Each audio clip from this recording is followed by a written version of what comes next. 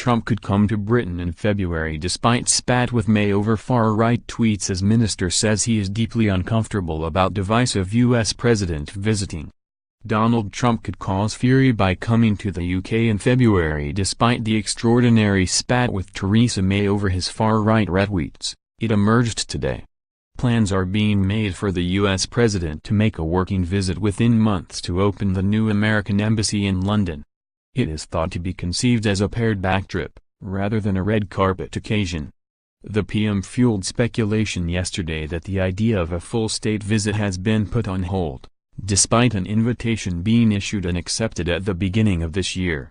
However, the potential backlash Mr. Trump will face was laid bare last night when Prisons Minister Sam Gyimah said he was deeply uncomfortable about the prospect of him coming to the UK. The row erupted on Wednesday when the president retweeted 3 anti-Muslim videos posted by the Britain First group. One claimed to show a Muslim migrant beating up a Dutch boy on crutches.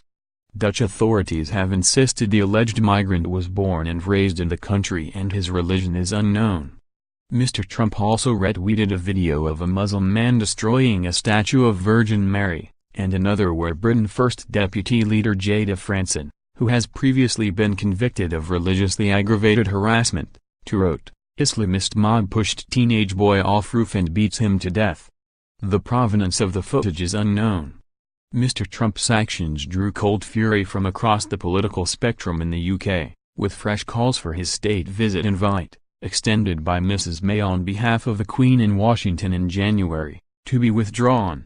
But after Downing Street branded his retweets wrong, Mr. Trump doubled down by demanding that Mrs. May focus on tackling Islamic terrorism in Britain rather than criticizing him. In the worst public clashes between US and UK leaders in memory, Mrs. May reiterated her view and insisted she would not be afraid to raise concerns about Mr. Trump's views. Questioned by journalists during a visit to Jordan yesterday, Mrs. May said, "The fact that we work together does not mean we are afraid to say when we think the United States has got it wrong and to be very clear with them. And I am very clear that retweeting from Britain First was the wrong thing to do. I think that we must all take seriously the threat that far-right groups pose and both in terms of the terrorist threat that is posed by those groups and the necessity of dealing with extremist material which is far-right as well." And she warned the UK will not be afraid to rebuke America, despite the so-called special relationship, when she feels Mr. Trump has got something wrong. "The fact that we work together does not mean that we are afraid to say when we think the United States have got it wrong and be very clear with them," she said. As the row escalated, the UK's ambassador to Washington, Sir Kim Darroch, lodged a formal protest with the White House over the retweets. Whitehall sources told the Daily Mail confidential plans were being drawn up for Mr. Trump to make a working visit to London in February. It is understood he would formally open the new U.S. Embassy, as part of a wider trip to Europe. Communities Secretary Sajid Javid said Mr. Trump had endorsed the views of a vile, hate-filled racist organization that hates me and people like me, adding, "He is wrong and I refuse to let it go and say nothing." Shadow Foreign Secretary Emily Thornberry warned, if he comes next year, a year which is supposed to be a really happy year for the royal family, what on earth are people supposed to make of it? Of course, the whole thing will be a total security nightmare if Donald Trump comes over.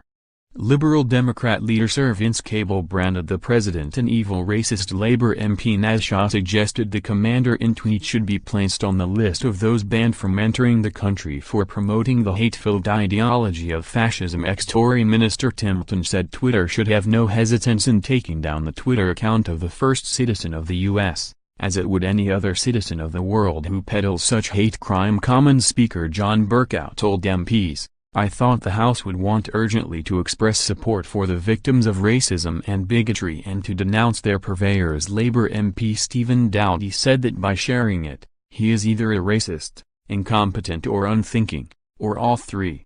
It would be more low-key than a full state visit, and the president would not meet the Queen. The working visit had thought to be on the cards for January, but a senior U.S. diplomat told the Daily Telegraph that had been pushed back. Mr. Gyimah became the most senior minister to voice doubts about the president coming to the UK last night, saying on the BBC's Question Time, "I think what Donald Trump did has definitely crossed the line. In terms of whether or not Donald Trump comes to this country, I am personally deeply uncomfortable about it.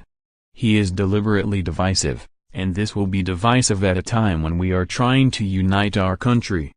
The invitation has been sent, it has been accepted. It is above my pay grade as to what happens next.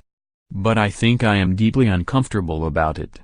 The wall of anger at Mr. Trump after his retweets crossed party divides, with a special Commons debate called to air MPs' views. Lib Dem leader Vince Cable labeled Mr. Trump an evil racist, while Shadow Foreign Secretary Emily Thornberry said he was trying to humiliate and belittle the PM. Labour Mayor of London Sadiq Khan said the comments will be seen as a betrayal of the special relationship and called for his visit to be cancelled. Labour MPs Paul Flynn and Chris Bryant suggested Mr. Trump should be arrested for inciting racial hatred if he comes to the UK. Cabinet ministers also joined the condemnation. Home Secretary Amber Rudd appeared to hint that the state visit will not be happening anytime soon, stressing that arrangements have yet to be made.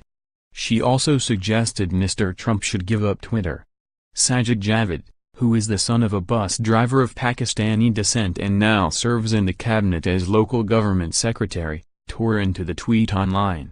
He wrote, "So POTUS has endorsed the views of a vile, hate-filled racist organization that hates me and people like me. He is wrong and I refuse to let it go and say nothing."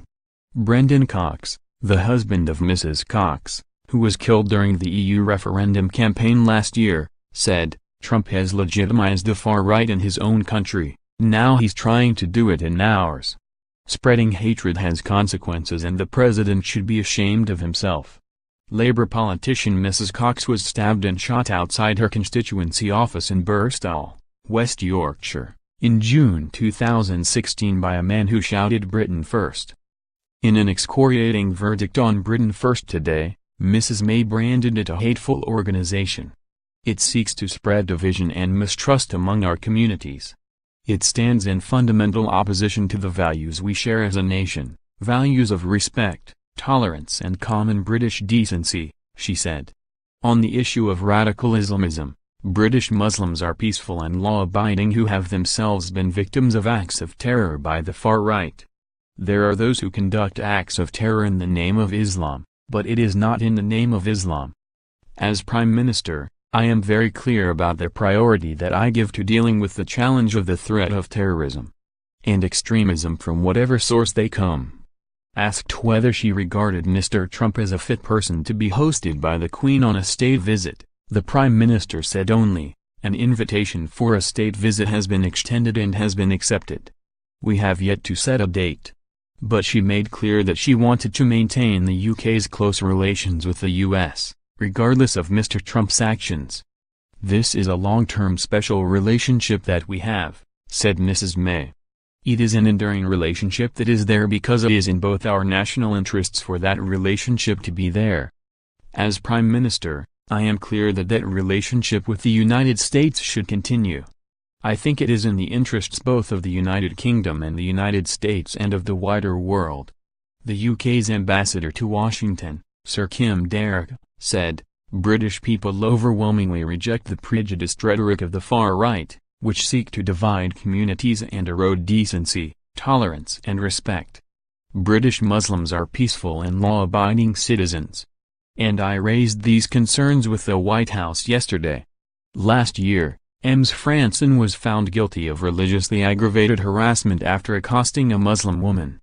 The charge stemmed from a January 2016 incident in which Franson, wearing a political uniform and during a so-called Christian patrol, accosted a Muslim woman named Sumia Sharp in Luton, England. Ms. Franson admitted that she told Sharp, who was wearing hijab, that Muslim men force women to cover up to avoid rape because they cannot control their sexual urges. "That's why they are coming into my country raping women across the continent," Franson told Sharp, according to The Independent. Ms. Sharp was in front of her 4 children at the time. Ms. Franson, and Britain First leader Paul Golding, 35, also of Penge, are due to appear at Folkestone Magistrates Court today for a pre-trial review over allegations of religiously aggravated abuse in Canterbury and Ramsgate, Kent. A trial is scheduled for January 29, the Crown Prosecution Service said. She will also appear in court in Northern Ireland in December charged with using threatening and abusive language in connection with a speech she made at an anti-terrorism demonstration in Belfast on August 6. Britain first previously denied any involvement in the attack on Mrs. Cox, and there is no suggestion that Meyer was influenced by or in any way involved with the group. No one is safe. From Mayor of London to dead soldier's father, Trump's targets on Twitter. Donald Trump has publicly clashed with dozens of leaders and notable figures across the world since announcing his run for president, frequently through animated